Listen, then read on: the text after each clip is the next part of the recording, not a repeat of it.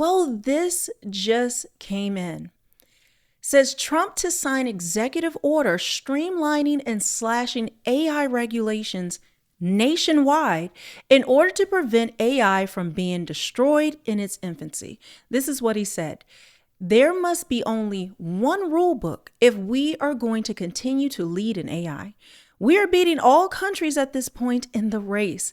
But that won't last long if we are going to have 50 states, many of them bad actors, involved in rules and the approval process. There can be no doubt about this. AI will be destroyed in its infancy. I will be doing a one rule executive order this week.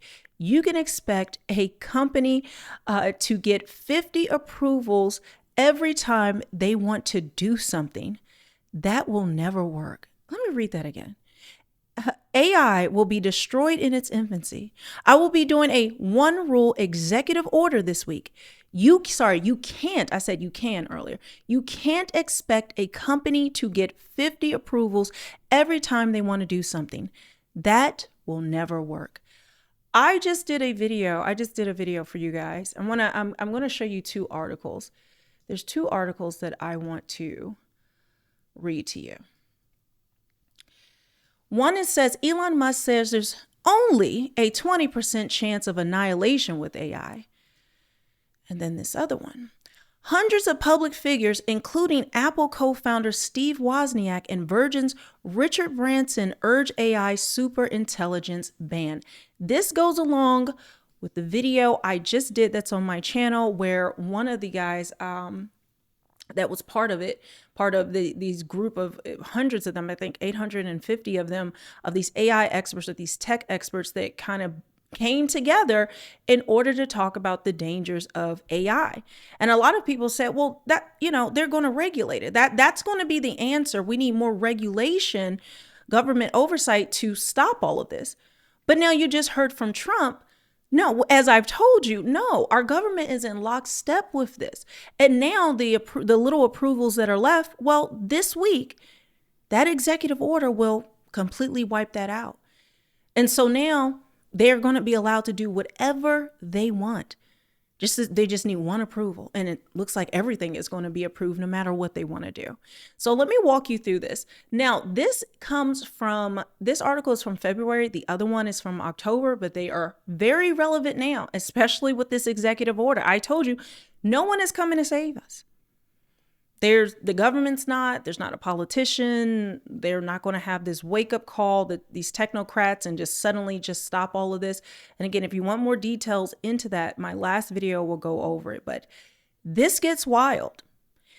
Once you see, I've been playing for you the things that are going on. I've shown you what Elon Musk has said, where he talks about it being Skynet and how he couldn't sleep at night and he had to just accept that annihilation was just going to happen. It is. I wish this was sci-fi. I wish this was fake. He even, like I said, he mentions Terminator and Skynet and all of these other things. So yeah. So everything we've been talking about has been proven right. Let me see if I can make this bigger. Elon Musk has a glass half full mentality when it comes to AI, and that means there's only a 20% chance of annihilation, according to the billionaire. I believe it's much higher, and he knows it. Now, he said on Joe Rogan's show, he said the probability of a good outcome is like 80%. This is what he said in February, but he said more since then. It's not the first time that Musk has floated this probability of human annihilation, although he previously included a range of 10 to 20%. Musk also said in the interview that he sees AI exceeding human intelligence in the next year or two. He said he expects AI to reach a level that is smarter than all humans combined in 2029 and 2030. Guys, we've already hit that point.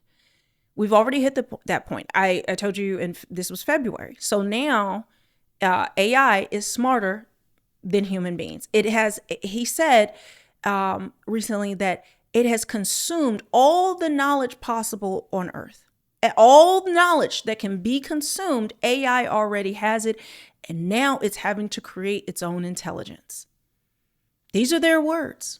These are their words. So this 2029, 2030 timeline, if you notice, everything's 2030, 2030, 2030. The Agenda 2030, he's talked about 2030. They're all talking about 2030 when they want to have all of this wrapped up. Digital ID wrapped up. Okay, the social credit score wrapped up. All of this 2030. That's what they want. But we're already going faster than the timeline projected.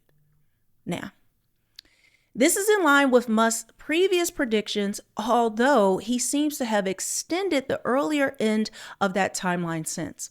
Musk said last year during a LiveX interview with Norges Bank CEO Nikolai Tangin, I think that's his name, that he thought AI would probably exceed human intelligence as early as the end of 2025. His fundamental beliefs about the trajectory of AI haven't changed, though. I always thought AI was going to be way smarter than humans and an existential risk, Musk said in the interview. And that's turning out to be true. Others in the field have similarly shared concerns about AI leading to human annihilation. Deep learning expert Jeffrey Hinton has said he believes there's a 10% chance AI will lead to human extinction. Why can I read today? Extinction in the next 30 years. Meanwhile, others like AI safety researcher and cybersecurity director Roman Yampolislawski, said that the probability of doom is 99.99999%, basically 100%. Despite Musk's concerns about AI destroying humanity, he said in an interview he became involved with it initially to create a nonprofit open source AI that was the opposite of Google. Musk was one of 11 co-founders of OpenAI, which he has since left. Musk filed 2 lawsuits against OpenAI last year. Just so you know, last year, if you remember, and I've talked about this before, I've played the clip. This is where Elon talks about we're summoning the demons and we're creating digital God, where he cussed out Bob Iger of Disney, because Disney said they weren't going to advertise on X anymore. Do you guys remember that? That whole thing's like a blue background. So this is everyone talked about that. Very few people paid attention to this. Okay. So one of the things he said as well in that interview with all of that was that the lawsuits, particularly the lawsuits that he has with OpenAI, that they will be, I think he said that they will be wrapped up or done by the time they have digital God, so it won't even matter. I gave you an update on that lawsuit, I think about 2 weeks ago. But he said by the time this comes to a conclusion, whether a settlement or it goes through court, that they will already have digital God. So this lawsuit won't even matter anymore. And this is an active lawsuit going on right now, not something far in the future, right now. Okay. Well, multiple lawsuits. So let me reread this. Musk filed 2 lawsuits against OpenAI last year, the first of which he dropped. In the second one, Musk's lawyers argue that OpenAI betrayed its mission by moving to a for-profit model and entering a partnership with Microsoft. While Musk said in the Rogan interview he's not happy about the outcome with OpenAI, it led him to create the Grok, which is a maximally truth-seeking AI, even if that truth is politically incorrect. Musk's XAI has trained the chatbot with prompts about whether it's okay to misgender Caitlyn Jenner to prevent a nuclear apocalypse, or if it's possible to be racist against white people. Okay, this is nonsense that makes no difference in the end, guys. Musk said he sees the most likely outcome of AI advancement as awesome. I think it's going to be either super awesome or super bad, Musk said, adding that he doesn't see it being something in the middle. Now let's go to this next article. Hundreds of public figures, including Apple co-founder Steve Wozniak and Virgin's Richard Branson, urge AI superintelligence ban. A group of prominent figures, including artificial intelligence and technology experts, has called for an end to efforts to create superintelligence, a form of AI that would surpass humans on essentially all cognitive tasks.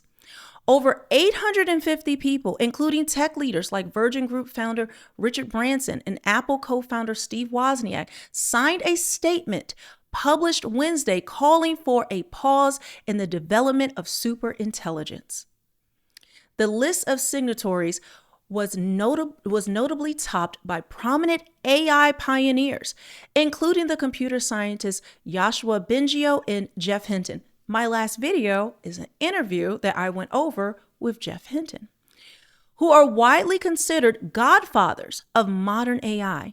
Leading AI researchers like UC Berkeley's Stuart Russell who also signed on. Superintelligence has become a buzzword in the AI world as companies from Elon Musk's xAI to Sam Altman's OpenAI compete to release more advanced large language models. Meta notably has gone so far as to name its LLM division the Meta Superintelligence Labs. But signatories of the recent statement warn that the prospect of superintelligence has raised concerns ranging from human economic obsolescence and disempowerment, losses of freedom, civil liberties, dignity, and control to national security risks and even potential human extinction. Well, we know the goal, the globalist agenda, and we've gone over this, we've played the videos, I've shown you even in the pamphlets, they've said this over and over, that they want to reduce the world's population from 8 billion to 1 billion. And they hope that they can do it, in a,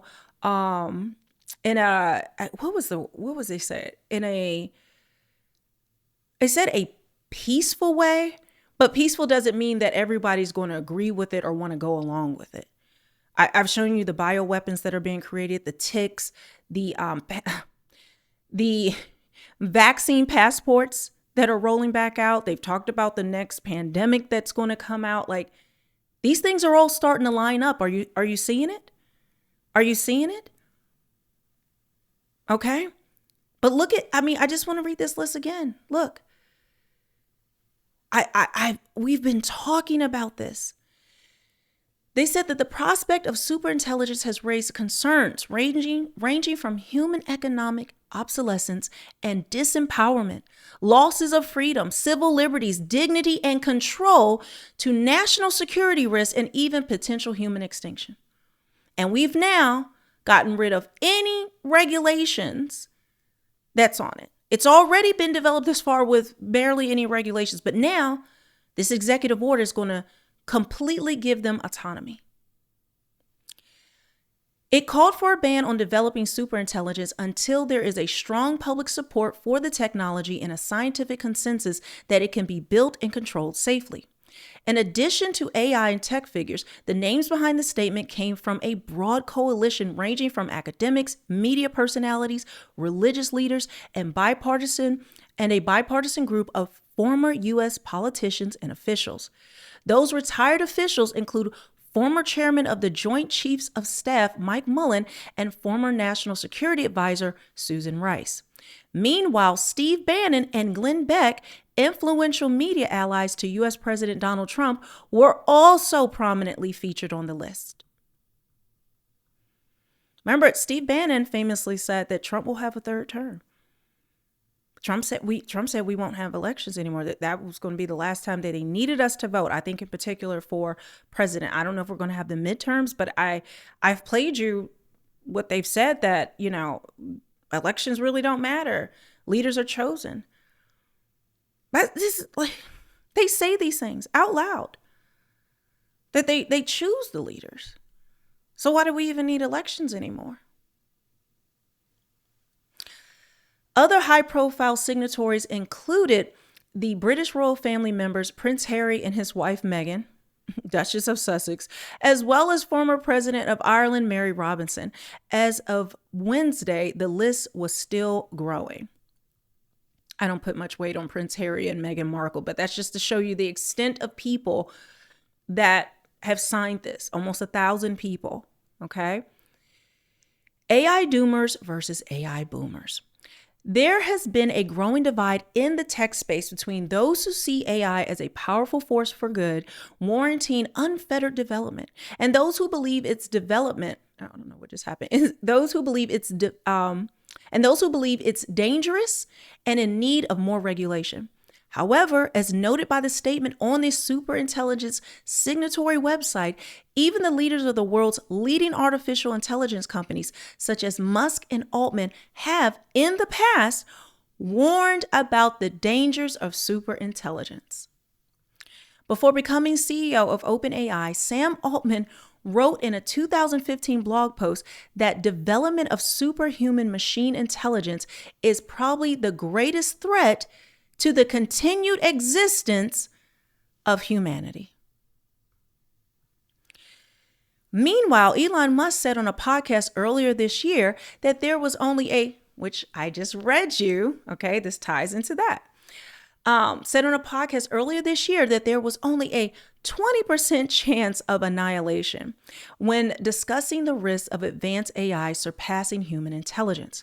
The statement on superintelligence cited a recent survey from the Future of Life Institute showing that only 5% of U.S. adults support the status quo of fast, unregulated superintelligence development. Yet, this new executive order is going to do that. The survey of 2,000 American adults also found that a majority believe a superhuman AI shouldn't be created until proven safe or controllable and want robust regulation on advanced AI. That's out the window. In a statement provided on the site, computer scientist Bengio said AI systems could surpass most individuals in most cognitive tasks within a few years. When they say a few years, understand it's faster, okay? I keep talk about 2030. Understand what they say publicly. Even the people who are against it, understand what they say publicly because they don't want to create a certain level of panic. Understand what is put out and versus what they know, what's going on behind the scenes that we're not privy to. Even though they admit a lot of it, right? He added that while such advances could help solve global challenges, they also carry significant risks. To safely advance towards superintelligence, we must scientifically determine how to design AI systems that are fundamentally incapable of harming people, whether through misalignment or malicious use, he said. We also need to make sure the public has a much stronger say in decisions that will shape our collective future. But we also, again, I have to keep bringing this up because people either forget or maybe brush past it, or maybe you haven't heard it, but they keep talking about this singularity, this consciousness, being essentially one with AI. The Bible even talks about this, believe it or not. And when you look at this superintelligence and when you look at what they want, what he also said with the singularity, we're going to be one with them. He said that cell phones are going to be obsolete. Cell phones are going away. There'll be no more apps or anything like that. That people will need a neural link in their head in order to communicate, in order everything you do in your cell phone now, you will need that neural link for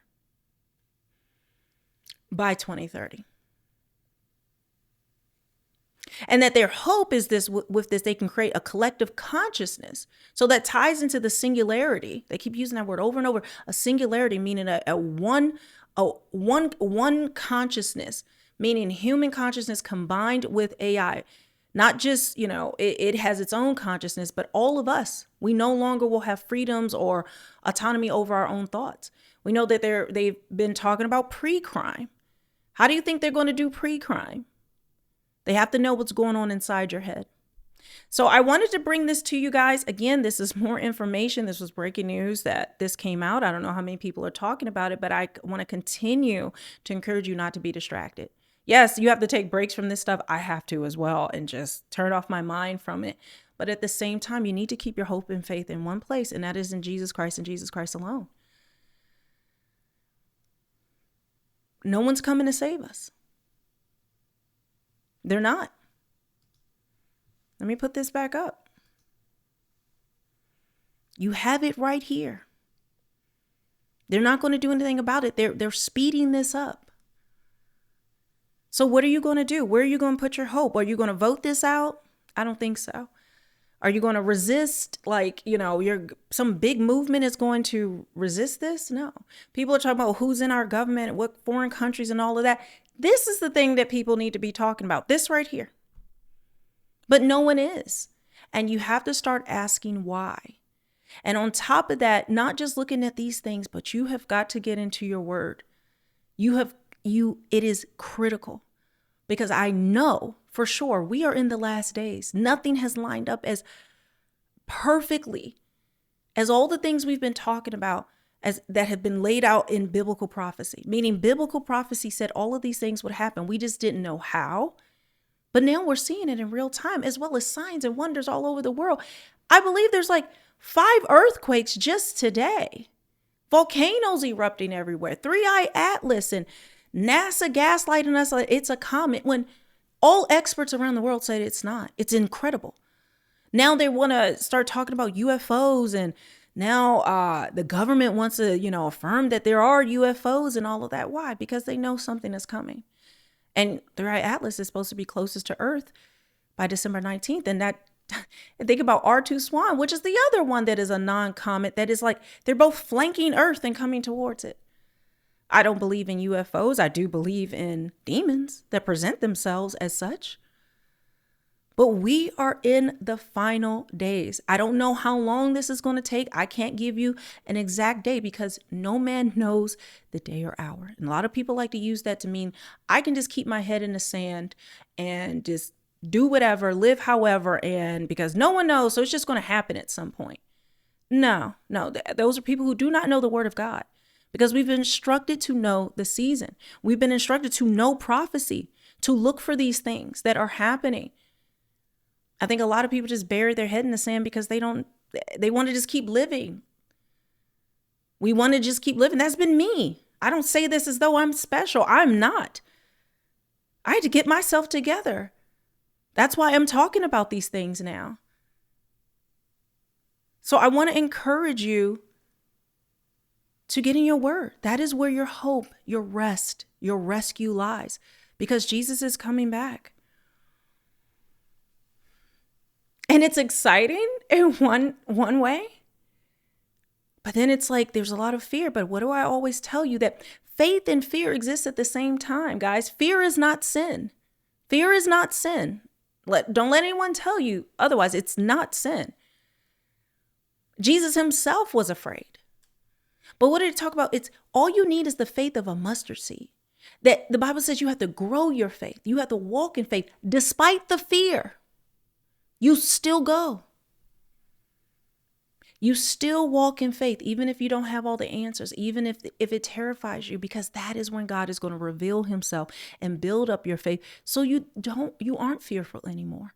Or you have moments of it, but he'll draw you right back in and show you his wondrous glory, his works, the things that he's doing, the promise, the future that is coming for us, for those who believe in Jesus Christ. Yahusha, the original name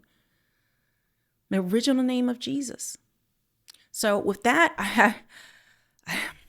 I'm going to keep warning you. I'm going to do a video later. I want to get into 3i Atlas. I want to get into the volcanoes. I want to get into the earthquakes. It's insane what is happening. More aurora borealis, the sunburst. There's just a lot of craziness happening at the same time. So you're going to want to be subscribed, hit the notification bell, and I will see you guys very shortly.